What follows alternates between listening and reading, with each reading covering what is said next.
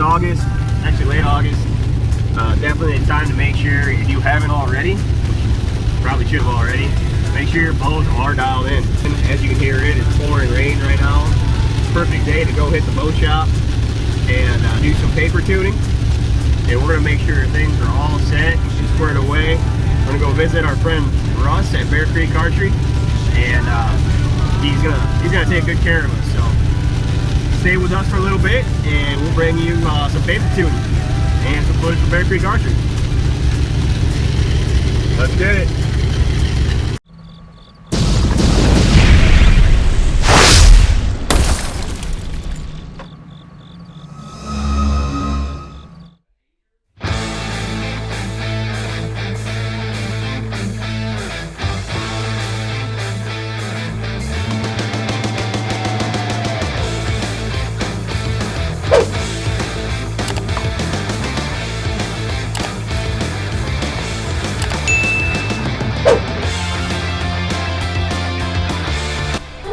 Alright, well, I'm here with Russ from Bear Creek Archery. He is just getting started, getting my bow all set up. We got a strip limb bolt. We got to press the bow and change out the limb bolts. First order of business. Normally, putting the bow press, I'd back the limb bolts off, but since where the Allen wrench goes to back it off is stripped out, it's kind of hard to do.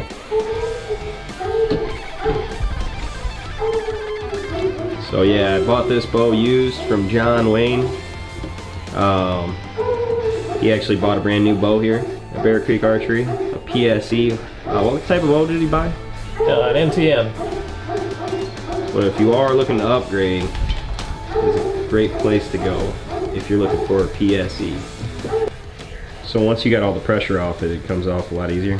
Yes. Yeah, last time we were here trying to mess around with it with pressure on it, and it was not working out so well. Gotcha. Oh, look how easy that turns when there's no pressure on it.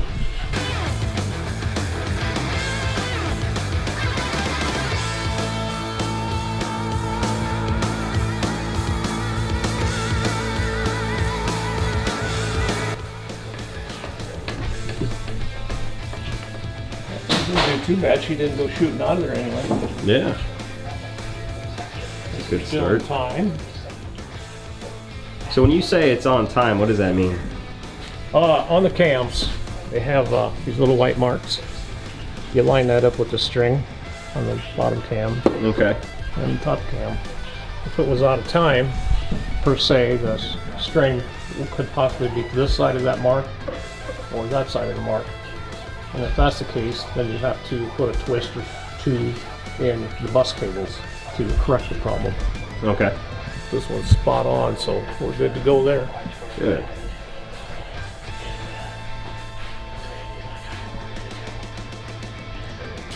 How many pounds do you want to shoot it at? Well, we put it on 65 pounds, and we'll see how the paper tuning starts with that. Okay. And go from there. We'll start a little heavier. So I'm shooting a pretty heavy arrow.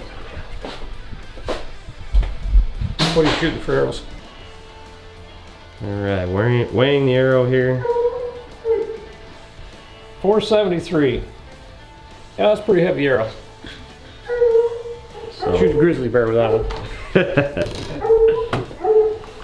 In my book, it's a heavy arrow. I mean, by today's standards, a lot of guys are going a lot of what they call high FOC, high weights. I weighed an arrow the other day for a guy with 620 grains.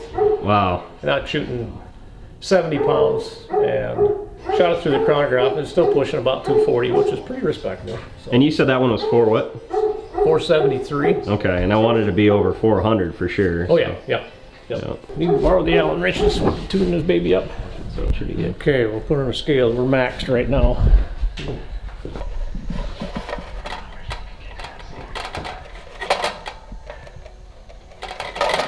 Right at 65. So 65 is maxed out. It's maxed out. All right. Well, it looks like 65 is as high as I'm going. We'll start there, right? Yep.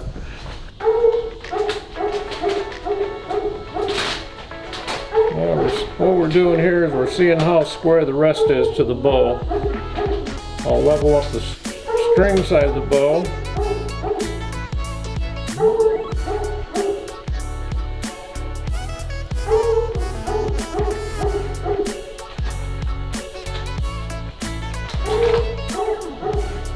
Right now everything's pretty square. That looks pretty good. She's within the lines. I'm liking it.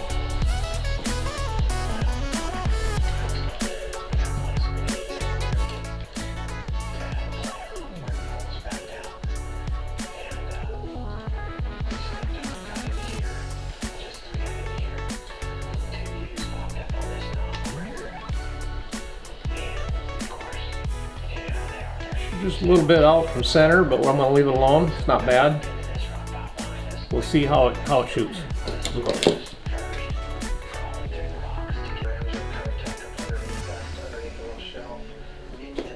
Alright, what we're doing now is we're going to check the bubble level on the sight.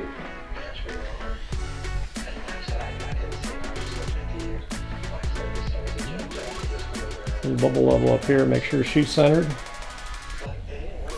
Back here, this one here tells us the bow is up and down. It's straight up and down horizontal.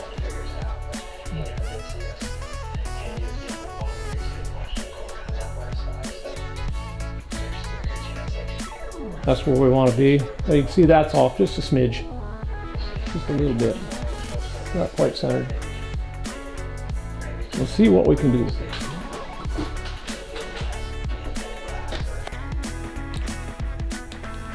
These higher end sights, they're pretty nice to work with as far as the first and second axis and third axis.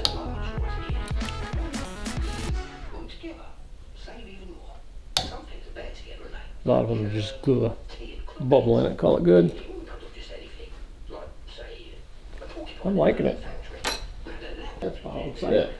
So I put a spot hog sight on there this year, and so far I love it. Yeah. I absolutely love it. That single pin sight comparison to all the 5-pin sight I had on there. Yeah. All right, what we're going to check now is the third axis to see that it's correct. Now if the third axis is right, that bubble, as I tip this bow forward, will stay centered. If it's off, it's going to go to one side or the other. It's staying right where it's supposed to. Which means our third axis is spot on. Now last year, I had problems with my other bow. I would shoot from the stand, and I would be spot on. And I'd go shoot from the ground, and the arrow would be off to the side by like 3 or 4 inches, and I had no idea what was causing that. And then finally I watched a YouTube video and I was like, yeah, that's it right there. Western hunters, Yeah. they'll experience that when they're shooting distance. I mean, an average shot out was 35 yards. Yeah. I mean, and you don't know, it's never level ground. You're always on a side hill, shooting downhill, shooting uphill. I mean, you're hunting out in the mountains. And go to a tack challenge sometime, and that's quite an eye opener. The first tack challenge, well, went to the one out in Turkey Peak, South Dakota last year, and not even thinking about it, being a flatlander from Iowa, wasn't even thinking about using my bubble. On that mountainside, there was enough slope, even though we were shooting across with the mountain, not up or down, there was enough slope, it was leaning me out. I was shooting to the west at first, and I'm thinking, God, I'm hitting to the right, what the hell is going on here? Just didn't click. Wasn't losing my level. Took about half a dozen shots before I figured it out. Yeah, I've shot out of a stand almost my entire life, and I never knew anything really about the triple axis. We were readjusting one way when I was on the ground and shooting it back up in the stand. It was off again. All right, we're ready to fling an arrow. All right.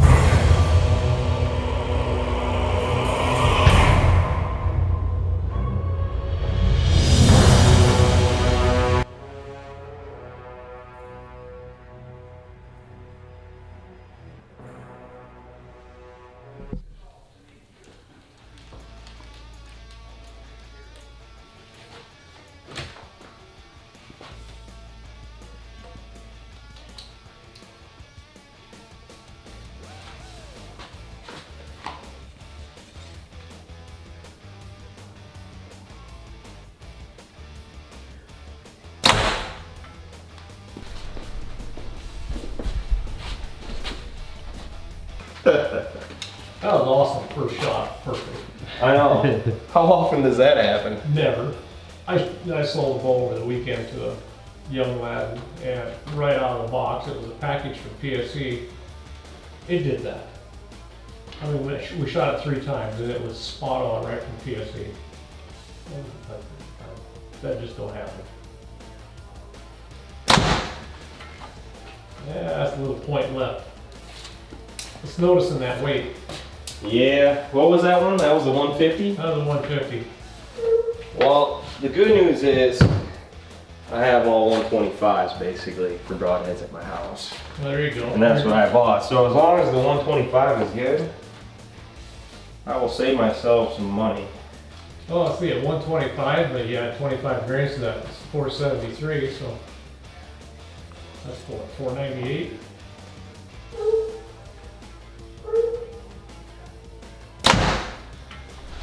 So I'm shooting a 150 grain rod or field point, and you can see the hole is off to the left of where the fletchings go through on both these. That's indicating the spine's a little weak. You could probably tune the arrow rest of the bow. I mean, by moving your arrow rest slightly, you could probably tune on, or you could probably tune the arrow to it. But it's shooting so clean with the 100s and 125s. Why mess with it? Yeah. Alright, so Russ has identified a problem of mine. He's a trigger puncher. He's up here like this, and he does this. So the bow arm goes out, this other arm comes back. So I'm going to try to get him to pull through with his shoulder, bringing that elbow back. Alright, we'll give her a shot. We'll see how this one goes. Leave it.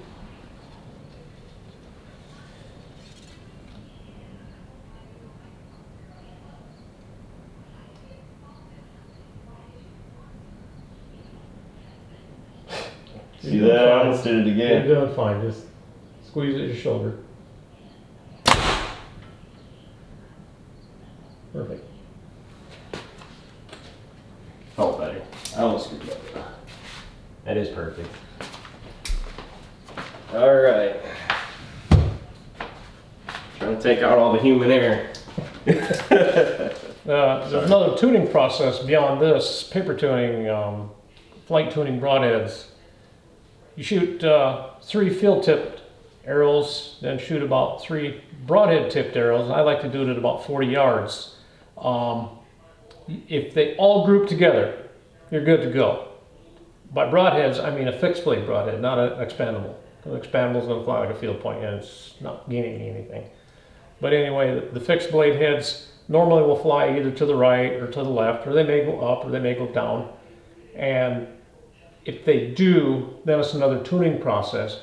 And you always move your arrow rest towards the field point, or your knocking point towards the field point, opposite of where you want the arrow to go, basically. Okay. So if you're shooting to the right with your broadheads, you want to move it to the left. If you're shooting above, you're going to want to move it down. So you always move it to the opposite of the broadheads, and you move it in the direction of the field points. Correct. Okay. All right, that's good to know. Because I shoot fixed blades. Yeah. Mostly, primarily. So that's definitely good to know. Yeah, a lot of guys will just take in and screw their field points off and screw their broadheads on and go hunting. Well, that's fine. Whatever trips your trigger. That was me for years. I was that guy. So, yeah. Other than that, anything else you think that I might need? You got the broadheads, you got the quiver, you got the bow tuned. You just need some time shooting it. Yeah, I gotta work out some problems, obviously, but that's why you start doing this early, well before hunting season, so you can work out all the bad habits. And sometimes you acquire bad habits the more you shoot too, so you gotta figure that out. You start throwing bad shots, quit. Go have a beer, go drink a pop, go do something else, mow the yard, wash the windows, take the wife on a date, something. Exactly, you walk away. You're better off with 5 good shots than 15 bad ones, so just take a break from it. If it's falling apart, leave it alone, go away. Just leave it, come back. All you do is get frustrated. Yeah, I did not leave it alone. I shot for 3 days in a row, shooting perfect at 40 yards. And I put one bad arrow out there at 40 yards. thought I did something wrong, sent another arrow, and I sent it right into the Mississippi River. So, it hit the ground first, I didn't miss, and it skipped into the river. But it wasn't good. The carp didn't like it, right? Yeah, the carp did not like it. So. Alright, so mine tuned in pretty easy. But Sam took a shot messing around, and his is way off, he said. So round 2.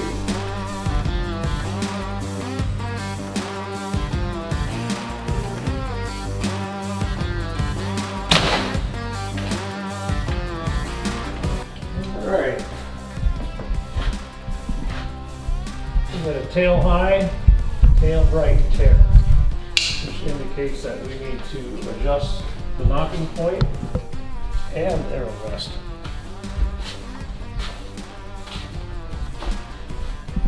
We will start with the knocking point. Is that one shot? It's one shot. I told you it was bad. That is one shot, okay, so... I'm looking at this, I'm like, what the heck is that? Yeah. And that will tell you how clean mine was to start. Well, being tail high, that means we got to move our knocking point and move it down. So we're just going to loosen up this D loop and we're going to slide it down a little bit. All right, try that. Let's see if we get we can get a level tear.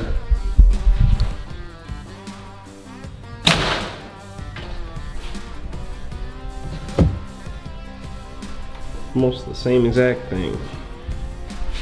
Well, we're going to adjust the arrow rest this time slightly out and see what happens. We'll find a combination that works.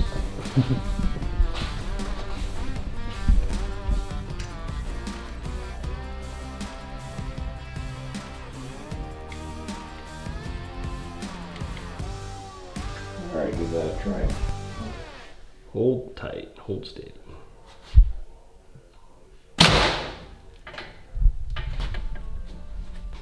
We'll do one more like that. The left and right looks a lot better. Still got a little tail high. A little tail high isn't bad, So but we got a little too much. here's the last shot. Those are the first 2, so definitely making some improvement.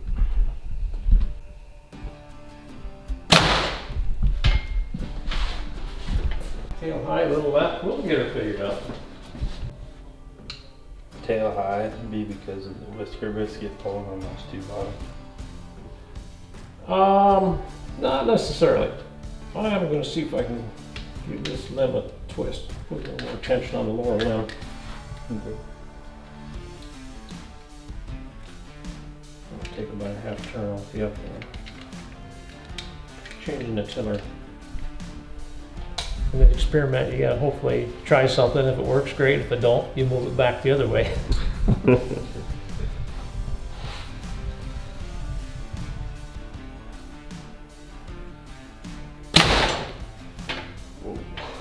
Okay, I was the wrong way. All right. So we're doing the exact opposite of what you just did a second ago, correct?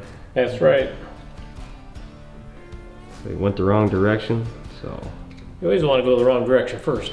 That way you know what not to do.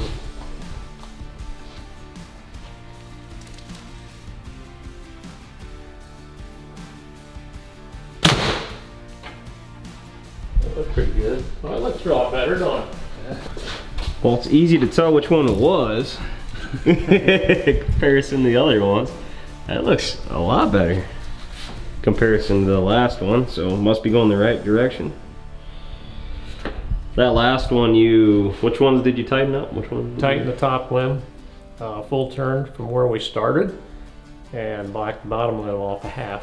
All right, we're probably not going to get a perfect tear with this whisker biscuit, just for the simple fact that the whisker biscuit, the hole in it is just way bigger than what the arrow is. We're getting a lot of movement. It's just not settling in properly.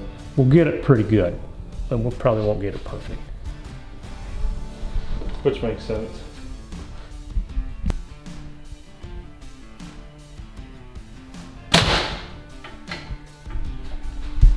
I didn't see where that one went.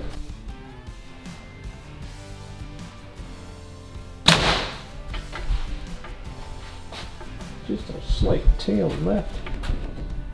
We can move that arrow rest back just a smidge. I think we can take care of that. Moving the arrow rest back to the right slightly.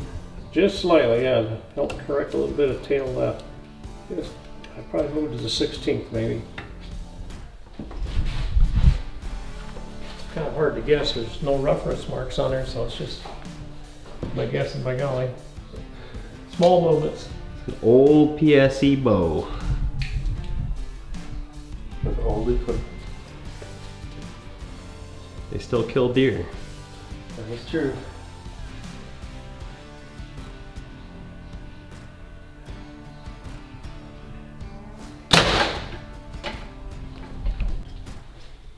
Tail high. So you want half a turn on the... Half of the turn on the upper limb. A little more pressure on the top.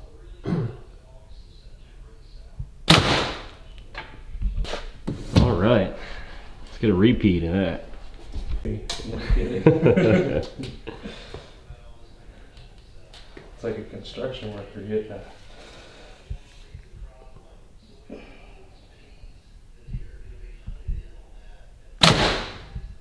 I think we got a winner. I'd say so too. Bullseye. Nice. All right. Don't be a deer slayer. Are you glad you took the trip? Oh yeah. Gotta readjust it. If you guys need anything, any advice, you name it, talk to Russ, Bear Creek Archery, and I'll link all his information below, so check it out, and I will catch you guys later.